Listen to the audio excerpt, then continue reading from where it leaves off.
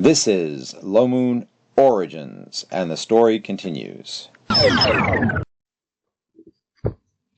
Today's devotional is based on Zephaniah. Names don't hear all that often. It's actually the first 3 verses of chapter 2. It says, "Gather yourselves together, yes, gather, O nation, without shame. Before the decree takes effect, the day passes like the chaff. Before the burning anger of the Lord comes upon you, before the day of the Lord's anger comes upon you. Seek the Lord, all you humble of the earth, who have carried out his ordinances. Seek righteousness, seek humility. Perhaps you will be hidden in the day of the Lord's anger." Bless you. Zephaniah was calling the people who actually were responsive to the Lord to draw together in righteousness. He was telling them to seek the shelter of the Lord before the trouble began. This is a message to those who are faithful. When God brings trouble because he's being ignored, when he brings trouble because he's being mocked, it's pretty easy to get wrapped up in the trouble. In fact, since we live among those who will be disciplined, we will almost certainly get hammered by proximity unless God does a miracle and specifically spares us. It's foolish to think that everything will simply continue as it is, and no amount of planning on our part will prepare us for what God is going to do. We can no more protect the enemies of God or secure our own outcomes in the moment of the outpouring of his wrath than we can create the world anew. It forever happens in cycles that people are taken off guard by this intervention, and that just sounds kind of dumb, because God will not be mocked. But people think time is proof. They think that the evidence is that things will keep on going just as they have. Buildings will remain standing, systems will keep grinding away, or will they? Not only is there entropy, which we've gotten reasonably good at accounting for, but in just the right time, God will tear Babel down.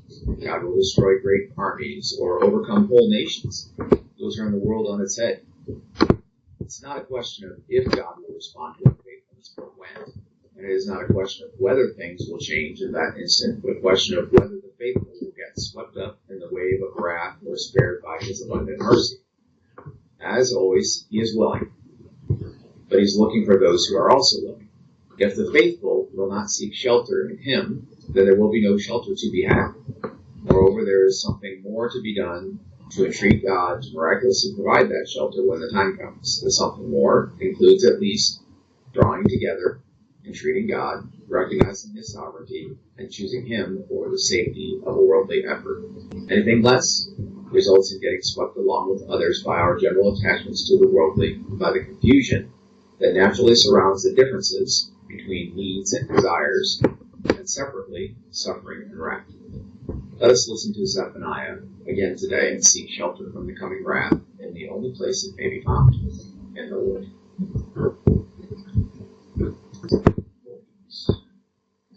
Okay. All right. Whence last we broke, the Origins party was deep beneath the mountains, probably in the Dwarflands, and they had successfully made it to the healing pool and healed almost everyone that they were attempting to rescue. There were a few people that were grist for the mill in that they became possessed or their bodies were transformed to become those who escaped the river of souls that you crossed over. And so they were theoretically, at least in this storyline, never to be seen again. You never know about those things. There are some very interesting characters who may have arisen from the river of souls. But those rewards will probably never be seen again anyway. So after completing your episode at the healing pool, you had found a small complex of hallways at the back of that chamber, halls and small rooms, which led eventually to a storage chamber. And the back of the storage chamber had a broken out area in which was found some treasures that had long been left undisturbed, or so it would appear. In there was a ring. She calls herself Aegis. She has a personality, and she did appear at first as a semi-transparent female in armor with blonde, look like blonde hair. She's white, but she does have some tint of color to her. She's not colorless. She apparently had hid herself because stored in the storage room in the presence of the ring had been what she called a shard of the hunger. The effects of the shard were that it was chewing away at her identity. And so she had left the ring and crossed the room to hide further, geographically speaking, away from the effects of the shard. During her time in the room, she had become aware of a plot by some evil folks, whose names she could not give, but she knew they were part of some cult. I don't know that she gave you the name of the cult, but she did refer to them as Faith. At least one was a powerful cleric, or in her estimation, powerful. She did. Baylor the High Priest. Okay. B or B? Okay. Alright. And, anyway, so she told you that they had hatched a plan to take the shard and to install it, essentially, at a key location. Probably the water supply was her estimation under the Dwarven Market, which would then spread its effects through the water table and to everyone who uses the water table. And that would mean that there were at least probably tens of thousands of people that could be affected by the identity-consuming effects of the hunger. Okay? And so that was pretty much the problem that was presented to you at the end of last session. Atea is now wearing the ring, and Aegis herself has disappeared back into the ring. A couple of other interesting things. There was a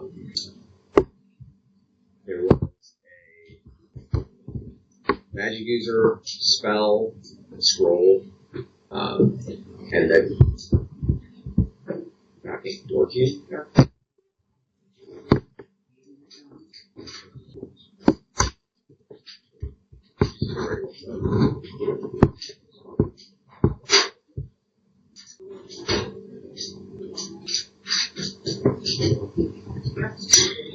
Okay. Anyway, I guess we'll confirm that, and then podcast is not edited, which means there's no transfer to do, so all the details are actually. Anyway, so the ring would quote people, and apparently it's been around for thousands of years, and was quoting people from thousands of years ago. And interesting characters, and then could potentially have knowledge of events of ancient times, basically. She doesn't know how long she's been in the storage room. She did kind of get quiet once the was put on. Okay? So where you're at is there was the discussion of moving quickly to possibly stop the cultists who left not that long ago. In fact, you'll recall in the room, in another room nearby, you found recent remnants of their being there, like food and drink that was indicating. What's that? Yeah, and burned low, but still had keys to them, indicating it definitely was today. And she thought so too, but it was pretty clear that her understanding of time may not be great. She just seemed to understand time very well than yesterday, for example. But anyway, you think they left pretty recently to take the shard. There is only one way that they could have gone. So there's that.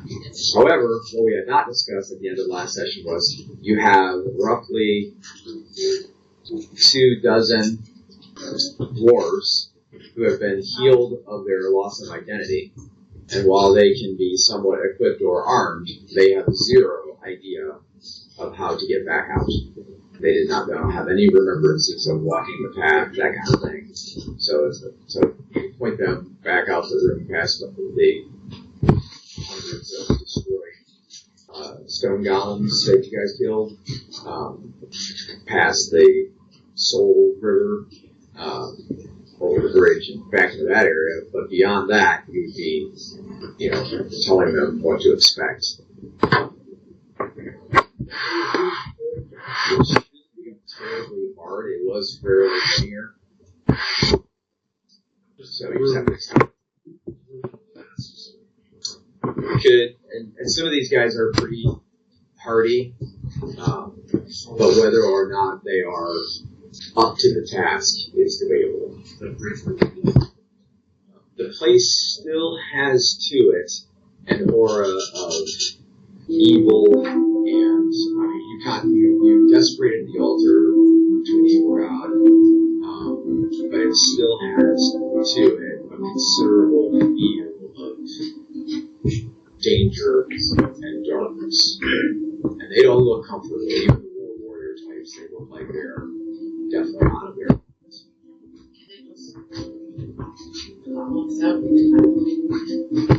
Yeah, that is an option, however. So there are two factors to bear in mind. So one, you don't really know what you're going into. And the other is you're 40.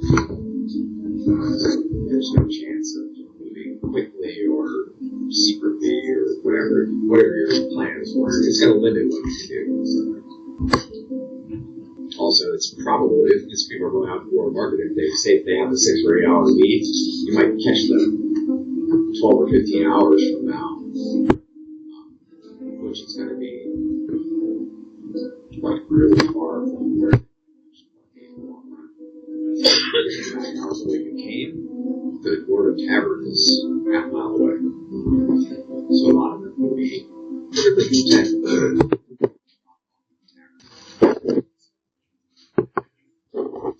Across the range.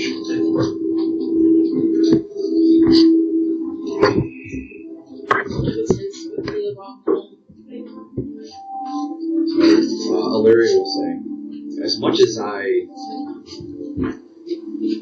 relish the idea of going on with you to stop the tragedy that is in the offing, I would take the girl back out. And that actually takes me back closer to her geographically than where you are headed. I got to be the world market. I can make it back into the objects game, and that will be between 5 and 30 miles. The only two ways is off river. Very complicated. Shadows.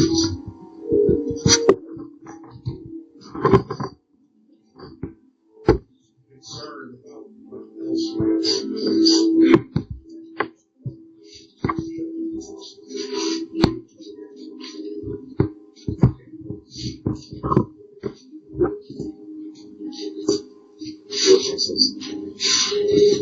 It did appear that all of us were, to some extent, subject to the effects of those. If none of us were actually hit, we were in danger of getting hit. That made me suspicious of sending them back across.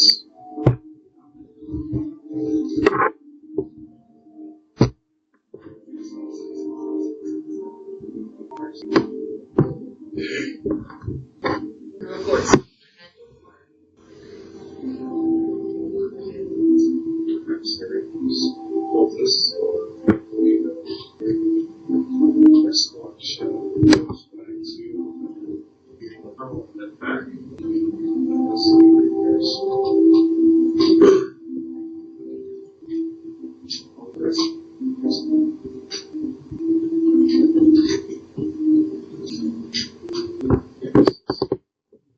will do whatever you ask of me. I'm willing to go on and track the cultists, and frankly, I move faster than this group moves. I think it's probable that Red, Millie, and Brian would be faster than I do. Also, if we take the force back and then catch up.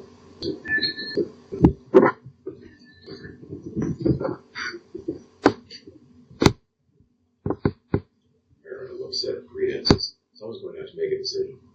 You know where she is.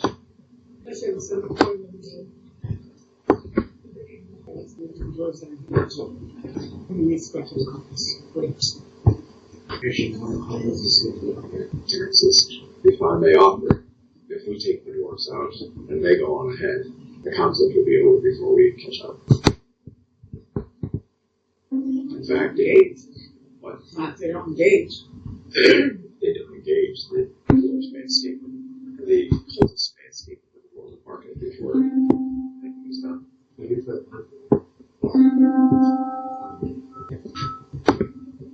The problem is, if they get to the market and split into 7 directions, and you have to track them all, and which one's got the chart. Sure. Again, we have magical transport. So the fortunes can take care of the doors. The rest can be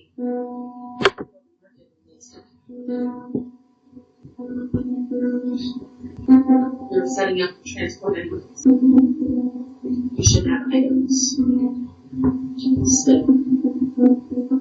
So we have time to get them. One item left.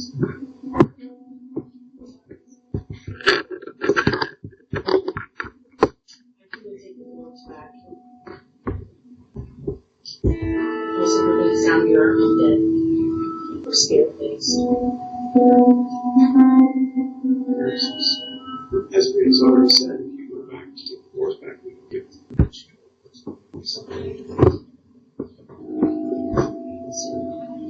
I also have to wouldn't be enough for 6 hours.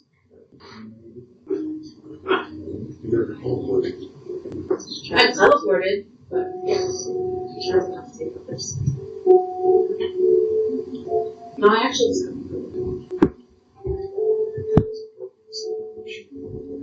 he just cannot teleport. He cannot cast his spell, but he can teleport. As far as the mage knows, We've done it. I'm pretty sure it's teleported everywhere it is.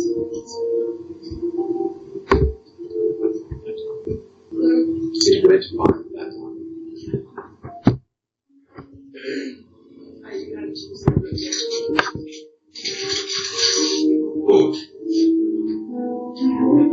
We don't know what kind of force we are about to use.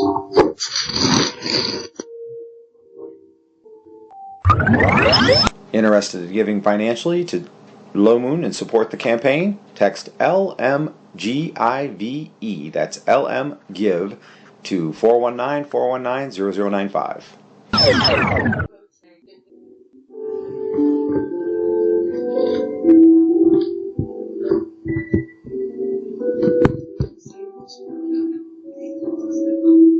She said there were several conversations where she was at, and the leader was there, and these were. She never finished until late in the sport.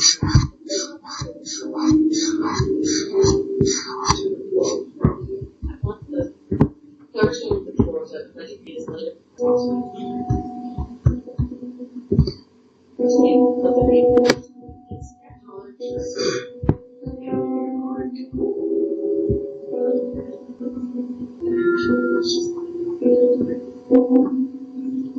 Or you just take the archers and take Aegis.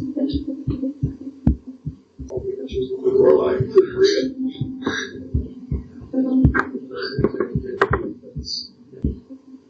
So, it would be outside our mandate. Here it says. Tell you what, I can make this one. Rita, your archers, please move over by way. Everybody else who's going after the cultists, move over this direction. Who's left? So, once we return the doors, what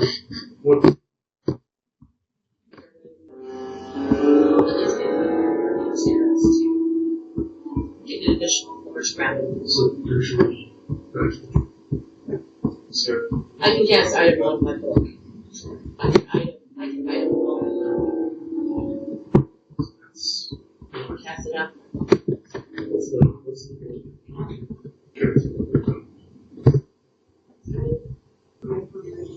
It's, No, I'm asking on the play, yes. so, at 10th level is one person, and then it's basically an additional person at the level.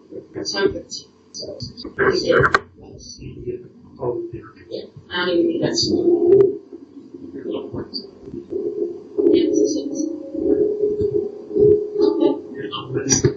That's all. What's there? Essentially, it's like a fully armored thing. Every longsword is at the cross. That might be. That makes it harder, because it really is designed to be 200 pounds. So if you weigh over 200 pounds, then you cut into somebody else's weight. Well, in most cases, Less than 200 pounds. Then you would most save of some. the archers are not heavily armored. Necessarily large. My son was 500. So your level is. Which would be Yeah. 50 pounds. So I think it's 500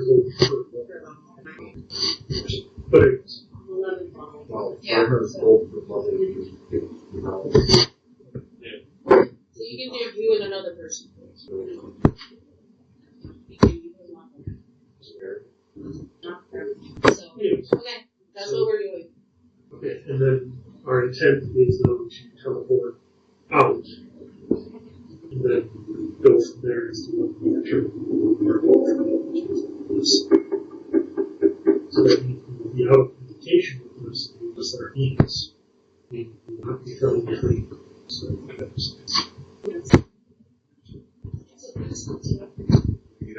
you guys Sarah's palace and The actual spell description reads, at 10th level, you can do 2,500 base gold pieces, and to be 200 pounds for the caster, and 500 additional. Then you get an extra 1,500 gold pieces weight, 150 pounds per level experience. So it's not 2,000.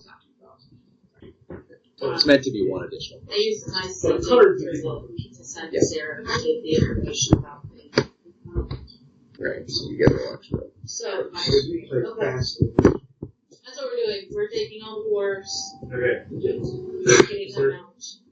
Once we are out, is there anything you want us to do in terms of Resident's preparation for the things? Obviously. I'm sorry? sure.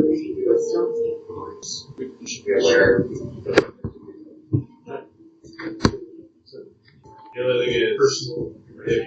we should probably have a meeting point, and if something goes poorly within this line amount of time.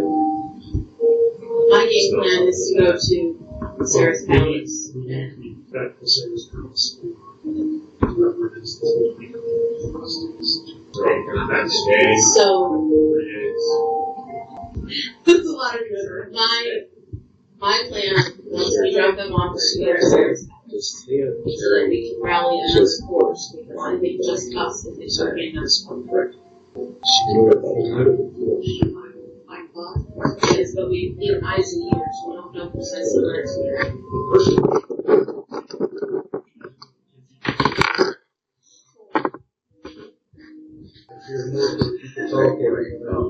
You're pretty sure that your mind bar is interfering with Aegis communication. Sure, you're hearing mentally a little bit of static, like she's trying to say something. It's just ripping you apart when you have to do it. You can take it down anytime you want, but it costs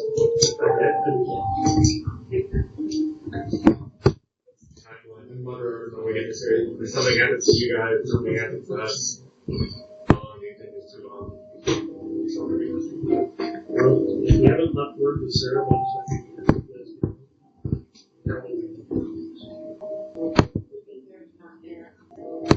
You don't hear from us.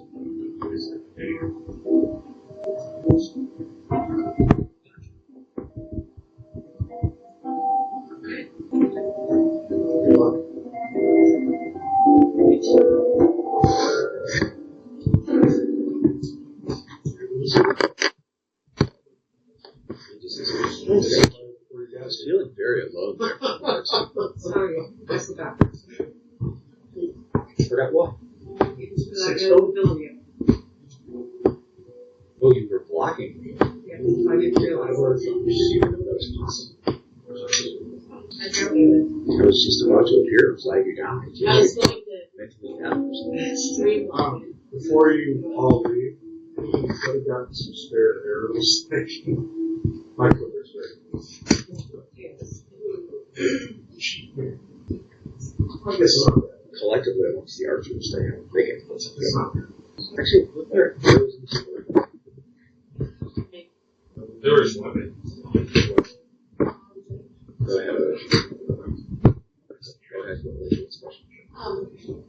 I'm only sort of understanding what we're currently standing, but the question is, do I think it would be okay to separate myself to cast into the fish from here? The place feels kind of dark and dreary and lonely, and you hear distant noises that might trouble you if they were closer, but other than that, it doesn't seem particularly a problem. And you're not transferring or anything, it's just casting a spell. Someone was looking or listening for us.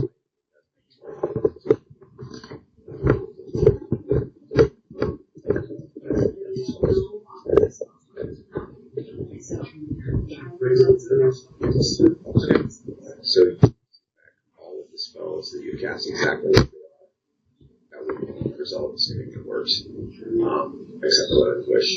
You have a variant, however, correct? You can say versus spell, or if you roll 36 words.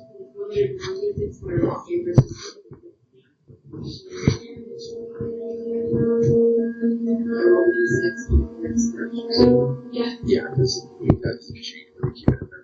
You get at least probably 2 words. Yeah.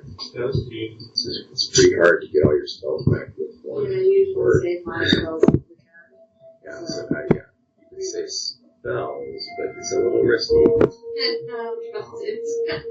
So To cast another spell. you'll have to do something, and then if you make the same throw, you get the spell back, you can try again. So, it's that combat rule. Yes. It's not certain combat. Well, we just got healed.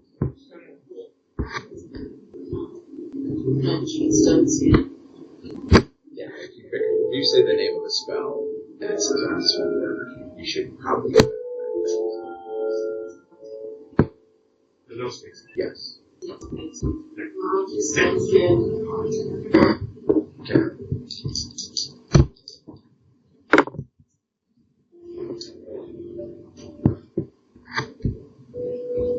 Okay. Alright, so you have the spell back. So now you can cast it again. Roll the d6 so you get enough words. Okay, so now you get your spells back, but you don't get the limit. But you roll the save and see if you get the limit, which you can. Alright, so the spell is still there. Replace large ones. Thank you, dear. Roll on your spell. Can we blend the origins and the uprising party just for a second?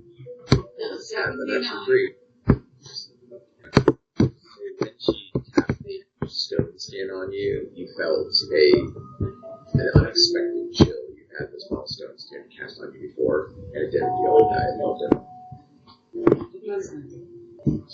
The other school, is there? It wasn't actually there. I won't say prayer. Because it was prayer. It is a protective spell. It might have been somewhere so you were on this point.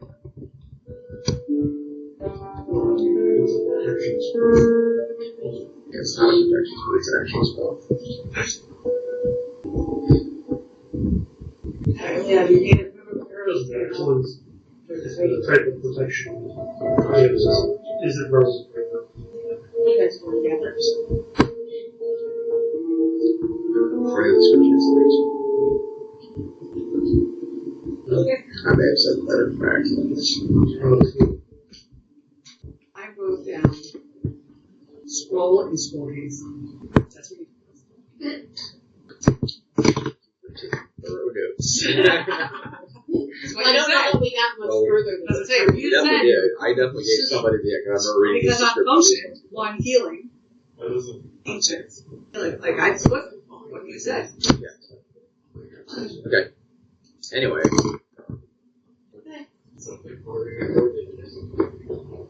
So to recap the plan, Lorelei and the archers are taking the dwarves out. Yes. No one else is going, just Lorelei and the archers. Across the bridge. 24 dwarves, high priest, and a unit of royal archers. Any Pretty people? formidable. And another healer. Combat, So we should masks, still and She would. whatever. Yeah, she could. She's on the river. Can't believe it. Probably. I hope she's the next upper The likelihood is very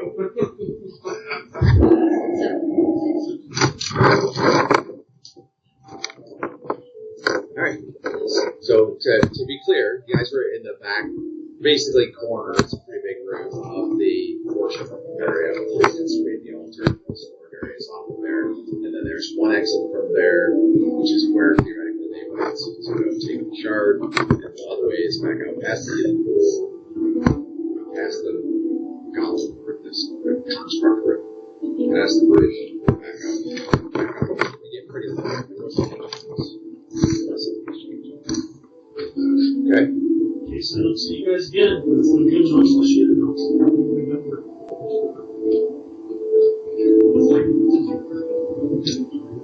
Take a moment to share around water and rations, probably. Back here. So those of you who are going all in are probably going further away from the water than those who are back. Yeah, just make sure that everything's done. What's that? Yes. Yeah, Joe Ryan takes them on his face. This one's his face. Catches it before it hits him. Good one over the air.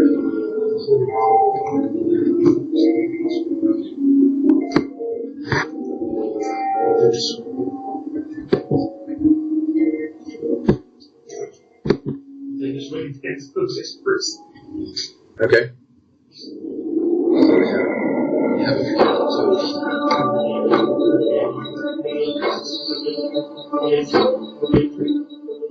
If it comes back around.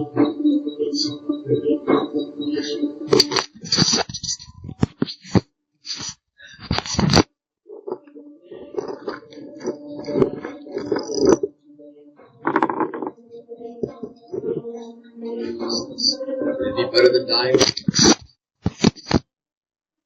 Anybody make any other toasts? Wine, check. That's not the next person. I don't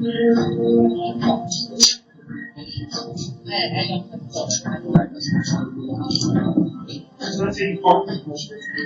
Yeah, that's Okay. Alright.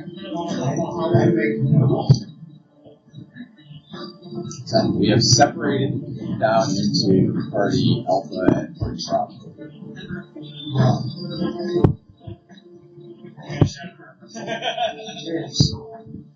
Remember, you guys need me for the shard, okay? Need me at some point. I'm pretty much part of the doggone promise, okay? I don't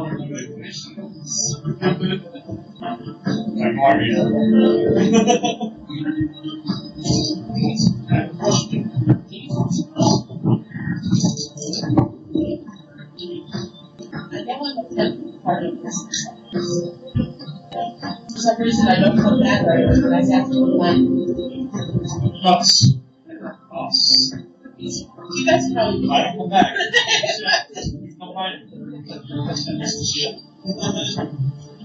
Right. Separate these.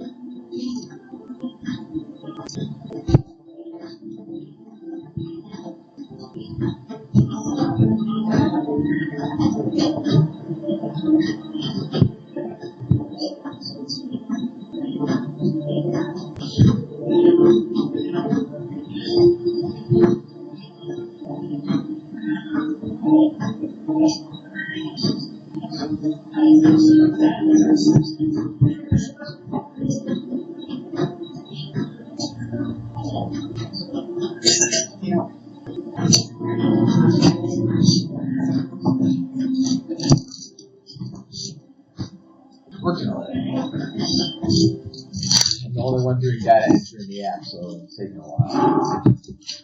Okay. Alright, anyway, so we split into two groups.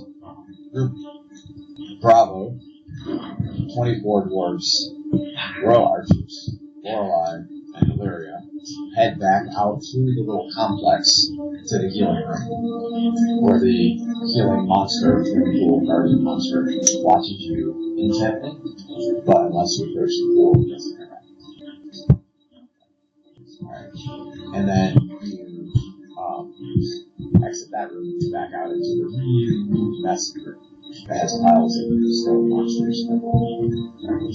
Meanwhile, in that short time, which is probably about like 3 or 4 minutes, the rest of the party heads out the hallway in the back of the temple hall. Okay? As you exit out the hallway in the back of the temple there, again, are noises that might concern you. They will concern you here, like the roar of some beast, and it's echoing from far away. Okay? But it's clearly not close by. Alright.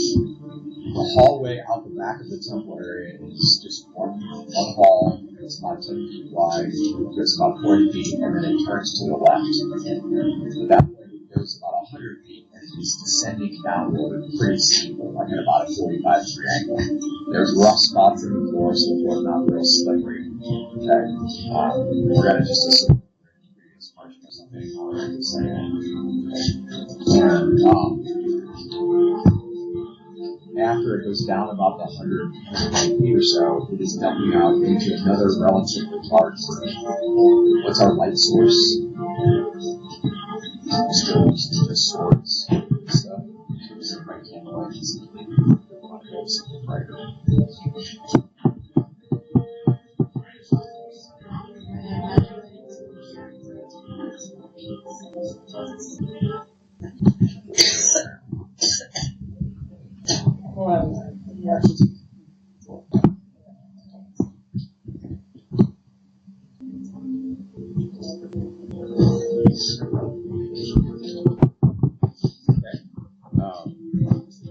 So we just decided we're doing just magical weapons and secular light spells. Does the staff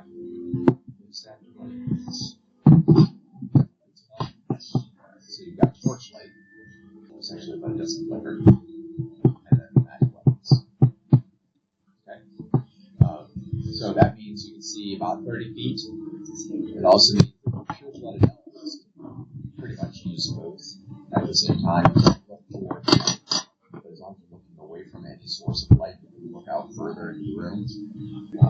So the walls of the room are, it's a rectangle. You're coming into the bottom right-hand corner of the rectangle. So you got a 90-degree angle. So you're right here on the bottom. So you got that 50 feet wide this way. So elves at least can make out the opposite wall. Humans not so much. The lights can realize about 30 feet. And then the far distance is further under than what the elves are seeing. So it's at least 100, 120 feet. The ceiling is about 60 feet, so the elves can see something.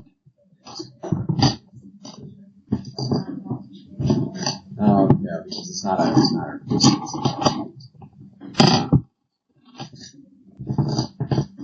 You would make out details at one extent.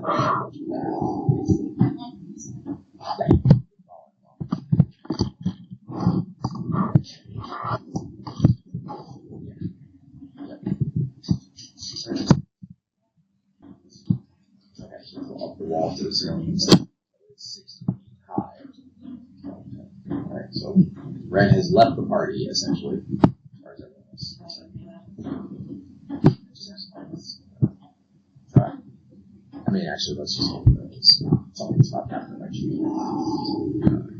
Anyway, so as you see that room, it looks like this room may have once been a temple also. Down benches, pillars, floors for the ceiling, broken down benches like pews, basically. You're coming in the back of the room. And then I assume we're moving just casuals, right? You're not expecting trouble at this point right away, right? We're not sneaking into the room, searching for traps every 10 feet, nothing like that. We're just kind of like filing. Alright, so Ron,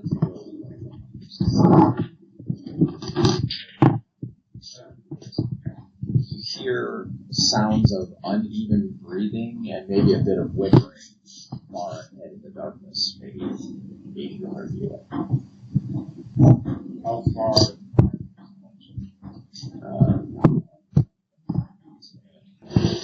Light sources, magical weapons, plus his staff.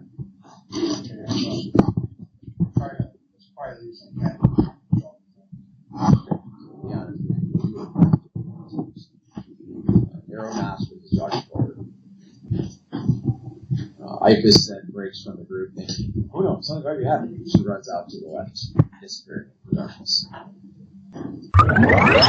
If you don't want to miss any of the story, Low Moon Origins, Uprising, or Outsiders, like and follow our podcast. Please share it with friends. Joking in Type 1, probably float up in the back, getting away from the floor, but not advancing, I would assume.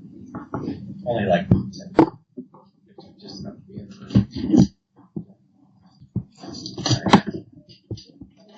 So that leaves Taya, Jasmine, Ryan.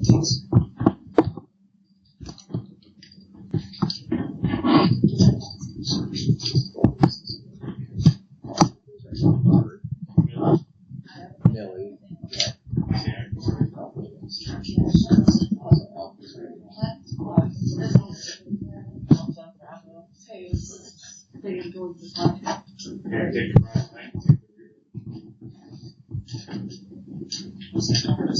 Okay.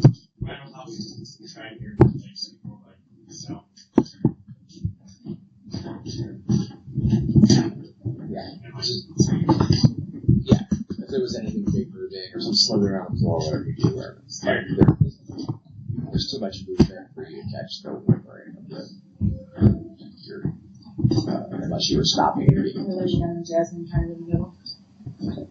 Alright. Anyway, you run forward. What you see in the back of the room is what looks to be like encampment or a meeting place.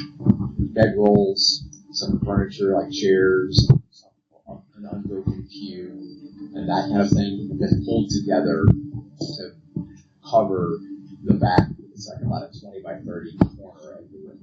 Okay. There is a raised dais of a few feet to the left, but there's no altar on it, or anything on it for that matter. Maybe a bit of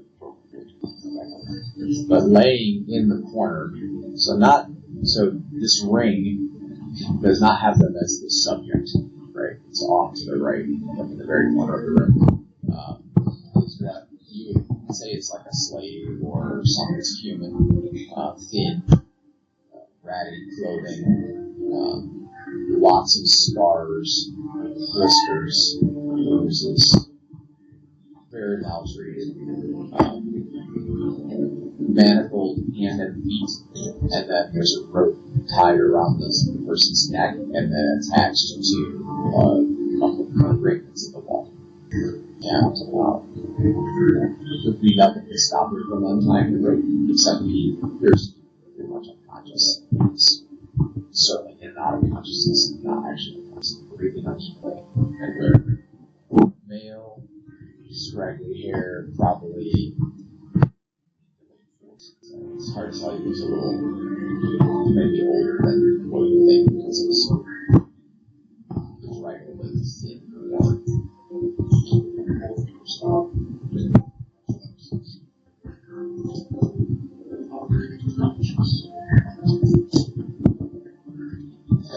So as he approaches with his sword drawn, as he gets within about 5 feet, you can see the chairs, everyone, no matter where you're at, you can see the chairs, see the benches and stuff, they're lit up by this candlelight, right? And he's moving into this ring, and then as he gets there, you can see he's looking at something. Jasmine can see with the distance vision that there's obviously a person on the ground in front of him.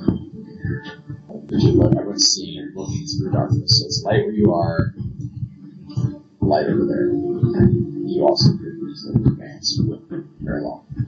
So you'd be above them still over 50 feet away, you're still seeing because he has the light. You can use it for you kind of at the same time, but not really too much intellect at this point.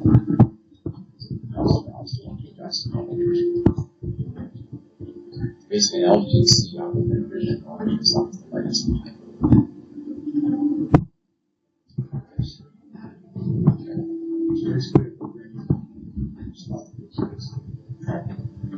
Not at all.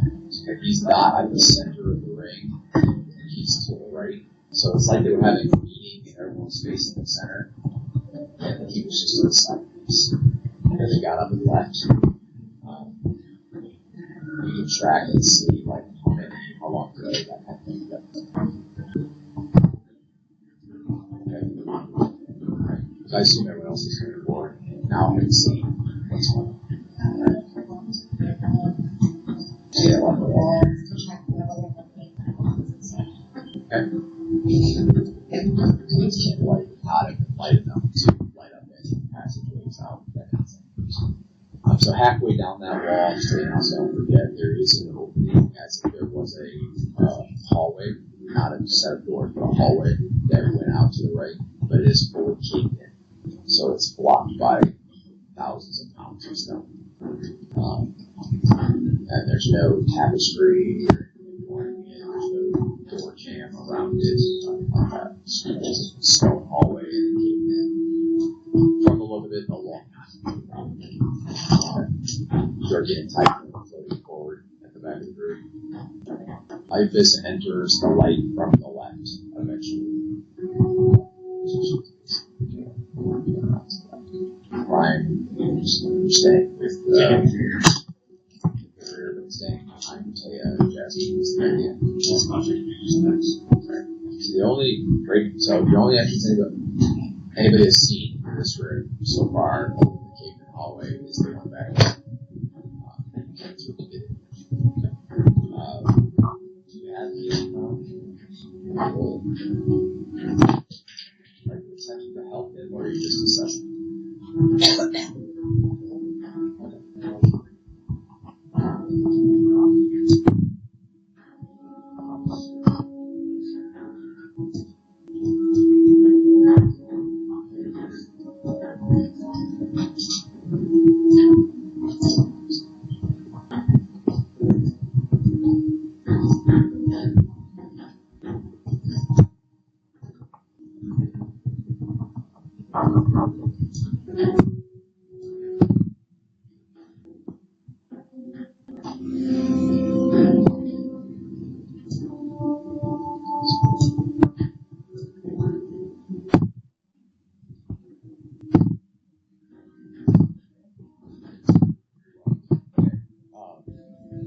So he has been, looking at him, you would say that he has been the subject of years of abuse.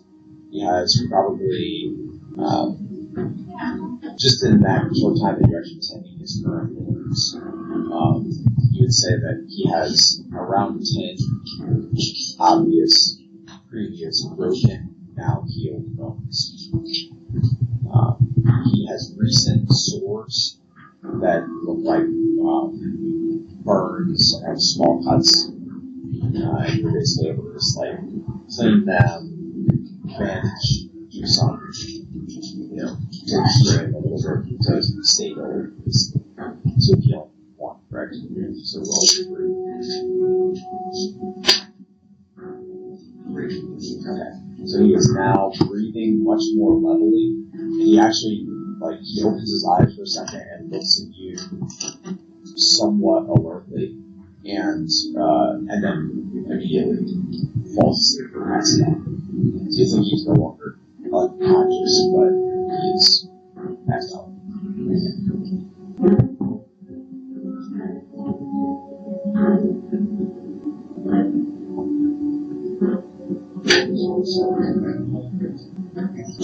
Yep, man begins to beat the rope tied around his neck and then tied to a ring on the wall. The ring on the wall looks like it was for something like this, or to tie up an animal or something like that. It's just a place to keep it off the ground.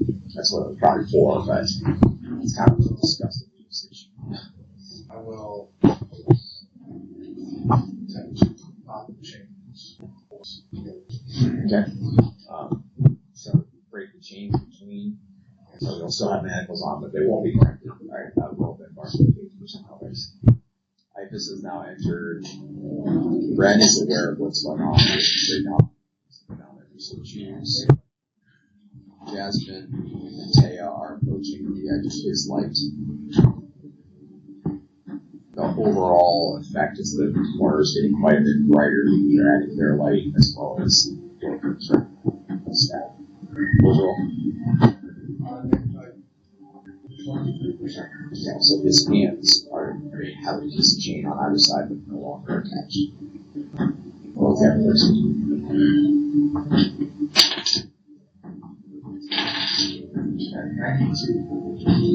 initially, it was stance.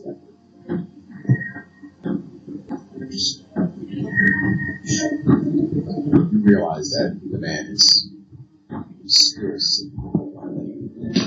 He has a lot of recent small injuries. Nothing drastic, but a lot of small injuries. Hold on. Yeah. You too. Drop down.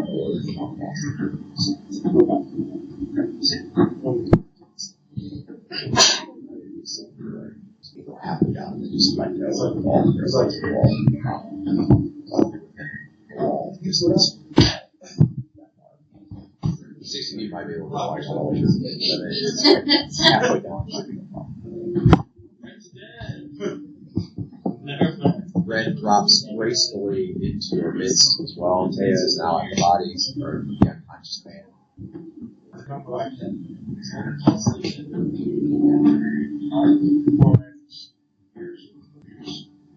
Red approaches him. Don't object. I'm gonna try to pop the chair.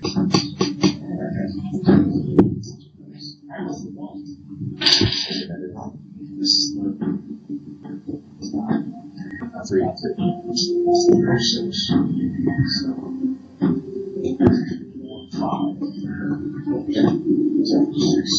Looks even better. He definitely, he stirs. There's like a green light that plays over his body when Red tends to him. And he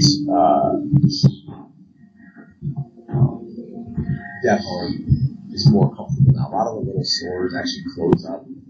None of them seem to be like each one doesn't seem like it hurt us very much. Just pain. I rolled a 6.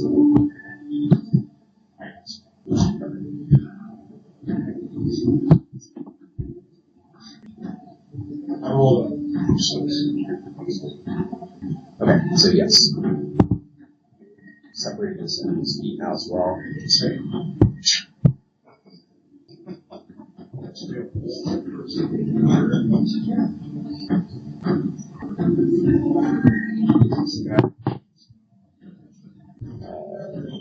Could be he's resting.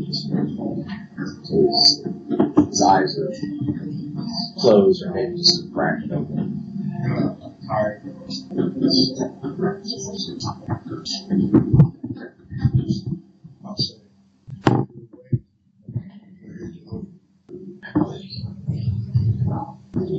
Pushes back against the wall like he's recoiling from your presence.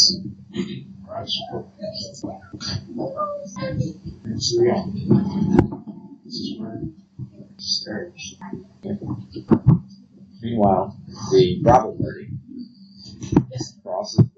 It's a bit of an effort, right, to take your whole massive party through the stone constructs that are piled everywhere. Your list goes to their pathway remaining, so it takes some time to climb around. The only other alternative is a very far wall, kind of last end. That was pretty clear right at the wall. Just even the first part of that, so the last part of that was pretty messed up. So we just decided to go straight across. Roll suggestions. Nice. When you have a 10, it's not really that hard to do.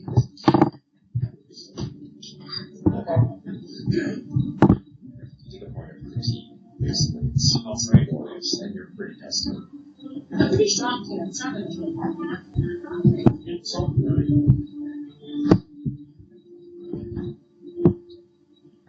A lot of the dwarves actually suffer from it as well. You know, you're pretty used to stuff being underground or whatever.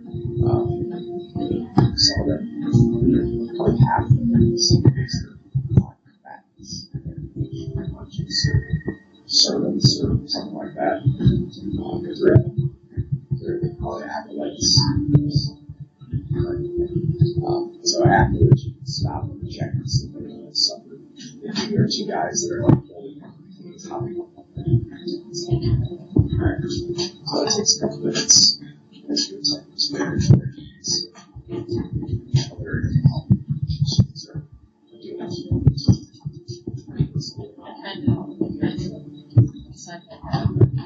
Hopefully this